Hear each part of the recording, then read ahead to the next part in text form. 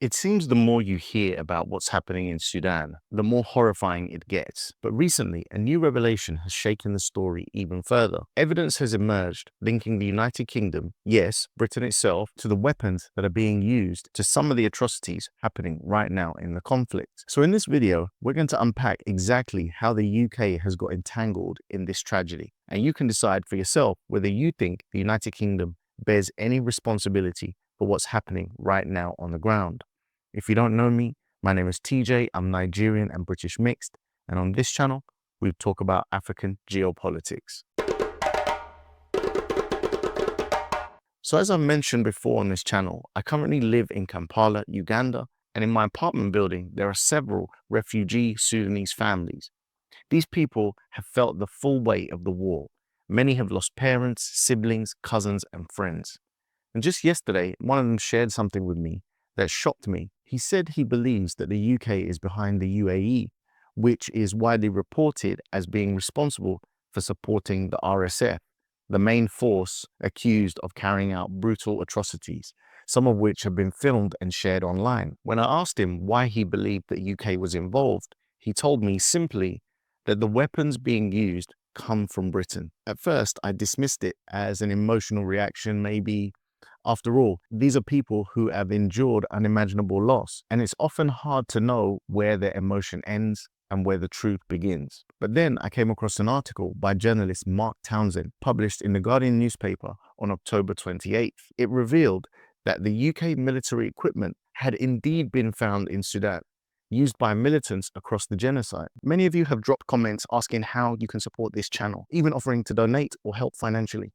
Until recently, I had no way to make this possible. But now through my Substack, it's never been easier for you to lend me some support. There's a free tier where you'll get one email per week, and for just $5 a month, about the price of a nice coffee, you'll receive a daily written update from all of my content, everything I produce. I'll be engaging with those of you who join, asking your thoughts on how to serve you and the continent better. Sometimes my videos do get demonetized, and there's also a small chance, as we saw with the Platform Africa stream, that a channel like this could be deplatformed. Even if the worst happens, we can regroup, rebuild, and keep pushing forward. We don't want any third party controlling this message, so with email backing us up, we can communicate directly. Thank you in advance for signing up. I look forward to connecting with you, not just on YouTube, but via email as well. The report cited UN sources showing that vehicles and parts made by British defence contractors were discovered in RSF-controlled areas. Even though the UK government denies direct involvement, the evidence points to a complex chain. Weapons in Britain sold to the UAE and ultimately used by forces committing atrocities in Sudan. Everywhere on social media and in established publications, it's been long claimed the UAE has long supported Sudan's Rapid Support Forces, a paramilitary group accused of mass killings, ethnic cleansing in Darfur, and attacks on civilians. The Guardian's findings also showed that military vehicles manufactured by Emirati company NIMR, which uses British components, were identified in Sudan. Those same vehicles are tied to the RSF military operations. That's not speculation.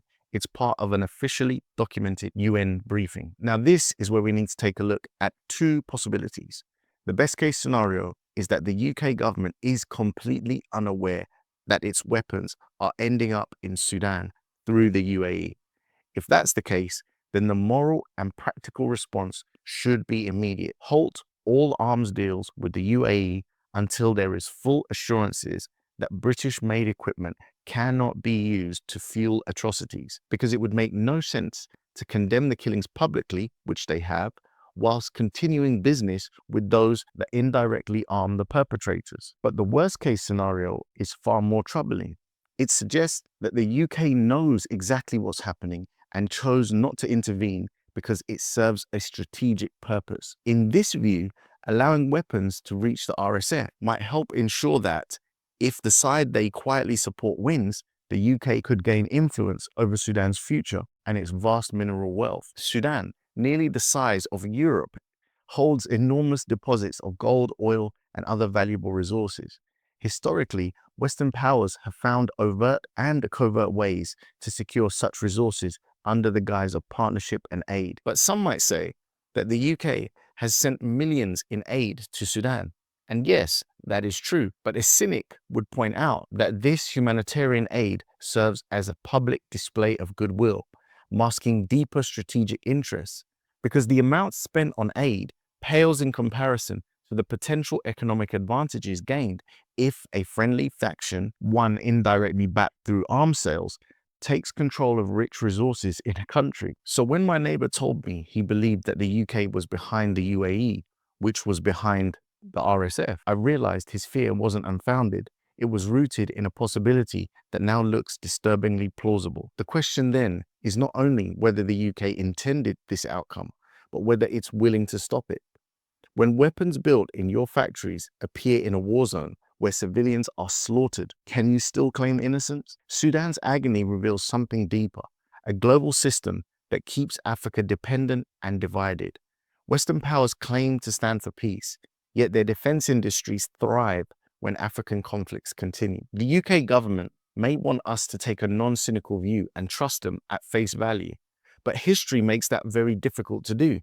The record of Western involvement in Africa, past and present, is filled with contradictions. And as I've documented many times on this channel, what countries say publicly and what they do privately often does not align. If Britain and Europe truly wanted to show that they care about the people being massacred in Sudan, we would see the kind of emergency action they took in Ukraine. I'm talking about serious military intervention in order to stop the bloodshed. You would see them coming out in their droves, the way they came out to support the ceasefire in Israel. Because unless we see that type of urgency, in my opinion, it's hard to believe that they care at all. There should be absolutely no way that British weapons end up in the hands of those committing atrocities in Sudan. It's inexcusable. That should be an impossibility. The UK and its allies need to act decisively to ensure that never happens again. Only that kind of response would demonstrate beyond question that they have no hand in the tragedy. But honestly, I doubt that would happen. The other way is to look at this in hindsight. And if we suddenly start seeing UK corporations taking control of mines and resources in the country, well, I'll let you come to your own conclusions about that. So whatever we say about the UK and the UAE, this war also exposes a catastrophic failure of the African Union. They have failed to keep any meaningful action to stop the violence.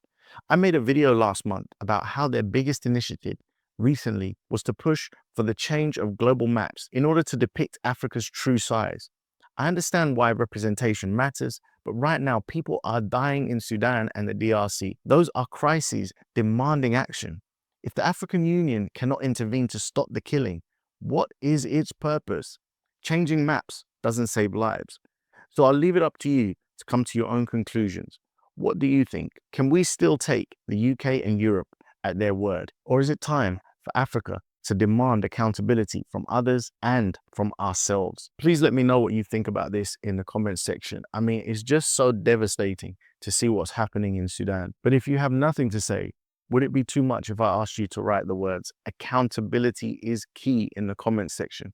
It just lets me know that you watched the video to the end, you support the message, you like what I'm doing, and you want me to continue. Thank you so much for watching today, and I'll catch you in the next one. Peace.